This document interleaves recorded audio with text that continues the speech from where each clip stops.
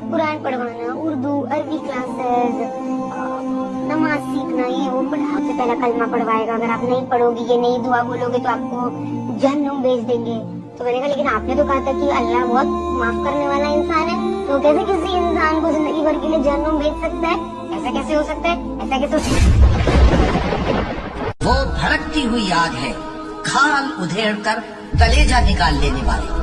वो उन लोगों को अपनी तरफ बुलाएगी जिन्होंने दीन हक से एराज किया और मुंह फेर लिया। मैं अनकरीब इसको सकर में दाखिल करूंगा और तुम क्या समझे कि सकर क्या है?